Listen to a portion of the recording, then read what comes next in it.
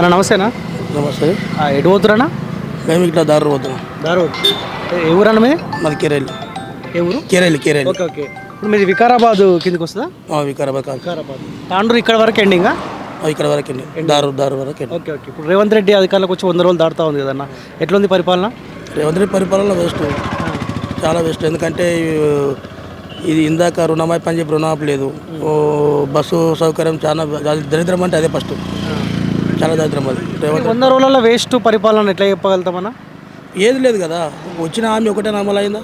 ఒక బస్సు ఒకటి అమలు అయింది. బస్సు కొన్ని అడవిలో కొట్లాటలు, మగపిల్లలు పైసలు పెట్టుకున్న వాళ్ళు నిలబడాలి, ఫ్రీ కూర్చున్న వాళ్ళు కూర్చొని పోలే, మరి కొట్లాట వాళ్ళది. వాళ్ళు ఏం చెప్తారంటే 10 సంవత్సరాలు కేసీఆర్ ఒక విధ్వంసం చేసిండు, కొంత టైం కావాలంటా ఉన్నారు కదా. ఎంత టైం? ఇప్పుడు రైతు బంధు వెంటనే ఇస్తున్నారు. అదేమంటావు, లోన్లు, రుణమాఫీ 82 లక్షలు అన్నాడు. ఏది ఇదివరకు? ఇప్పుడు మీకు వ్యవసాయం ఉందా?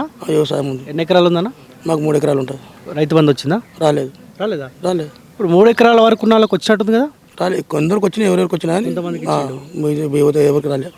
మాతో అయితే 25% కూడా రాలేవు ఈ ఊరిలో. ఓకే. మీకు మీ ఓటు బ్యాంక్ ఉంటుంది మా దగ్గర, 25% కూడా రాలేదు. అంతేనా? ఇప్పుడు మీకు ఎమ్మెల్యే ఎవరు? గడ్డం ప్రసాద్ ఆయన? గడ్డం ప్రసాద్ స్పీకర్. వస్తూ ఉంటాడా ఆయన? ఇప్పుడైతే రాలేడు. నిన్న క్యాంప్ ఆఫీస్ అది ఓపెనింగ్ ఏమో చేశారు. 2 రోజులు అందుబాటులో ఉంటామని చెప్పారు. అవునా? ఓకే. ఇప్పుడు రాబోయే ఎంపీ ఎలక్షన్స్ ఉన్నాయి, ఇంకొక నెల రోజులు టైం ఉంది అటు ఇటు. సో ఎంపీ ఎలక్షన్లో మీరు ఎవరికి ఓటేద్దాం అనుకుంటారు? నేనైతే బీఆర్ఎస్కి ఇస్తాను. బీఆర్ఎస్ పార్టీకి. ఎందుకు బీఆర్ఎస్ పార్టీనా? బీఆర్ఎస్ పార్టీ అంటే మనకు తెలంగాణ ఉద్యమకారుడు, తెలంగాణ సాధించిన మేధావి, వేయాలని ఒక డిసైడ్ అయ్యాడు. ఇప్పుడు బీఆర్ఎస్ పార్టీ నుంచి ఒక్కొక్కరు బయటికి పోతా ఉన్నారు కదా. పోతారు. ఇప్పుడు పోయేటోళ్ళు ఎవరు? అది అధికారం అనుభవిస్తోళ్ళే. వాళ్ళ ఆస్తులు కాపాడుకుని కూడా పోయేటోళ్ళు. కరెక్ట్గా ఉండి చేసేటోళ్ళు ఆస్తుల కోసం కాదు, పదవి కోసం, పార్టీ కోసం పనిచేసేటోళ్ళు, మన తెలంగాణ భవిష్యత్తు బాగుండాలనేటోళ్ళు పోరు. వాళ్ళ ఆస్తుల కోసం కాపాడుకుంటే పోతారు. రంజిత్ రెడ్డి ఆస్తుల కోసం పోయినా? ఆస్తుల కోసం పోయినట్టు మళ్ళీ తప్పదు కదా. ఆస్తుల కోసం ఇప్పుడు బీఆర్ఎస్లోకి వచ్చిండు, గెలిచిండు. మళ్ళీ ఇప్పుడు ప్రభుత్వం చేంజ్ అయింది కాబట్టి అట్లా పోయినా. ఇప్పుడు మీలాంటి కార్యకర్తల ఒపీనియన్ తీసుకోలేదు రంజిత్ రెడ్డి పార్టీ మారేటప్పుడు? తీసుకోలేదు. ద్రోహి అంతే. ఇప్పుడు మహేందర్ రెడ్డి కానీ, రంజిత్ రెడ్డి కానీ ఇప్పుడు నమ్మక ద్రోహి వాళ్ళు.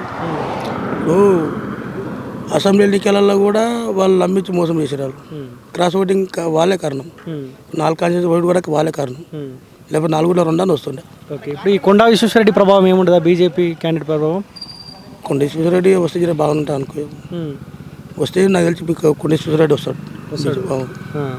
నడుస్తుంది తగ్గపడి నడుస్తుంది, ముగ్గురికి అని ఒకరికి నడుస్తుంది. టీఆర్ఎస్ పార్టీలో ఉన్నారు కానీ కొండా విశ్వేశ్వరరెడ్డి గెలిచే అవకాశం ఉందంటారు. జర కార్యకర్తలు ఉన్నారు కదా, మాతో క్యాడర్ ఎక్కువ ఉన్నది. అది కొంచెం తగ్గింది. మాతో బీఆర్ఎస్ క్యాడర్ కొంచెం తగ్గింది. ఇప్పుడు మీరు కూడా అనుకుంటారా సెంట్రల్లో బీజేపీ ఉండాలన్న అనుకుంటారా? మీరు కూడా సెంట్రల్ బీజేపీ ఉండాలా? సెంట్రల్ బీజేపీ ఉండాలి. ఇక్కడ కూడా మన రాష్ట్రం చెందాం కాబట్టి బీఆర్ఎస్ బెస్ట్. ఇక్కడ 5 ఏళ్ళ వరకు వీళ్ళే ఉంటారు కదా, హైదరాబాద్లోకి వీళ్ళే ఉంటారు. ఇప్పుడు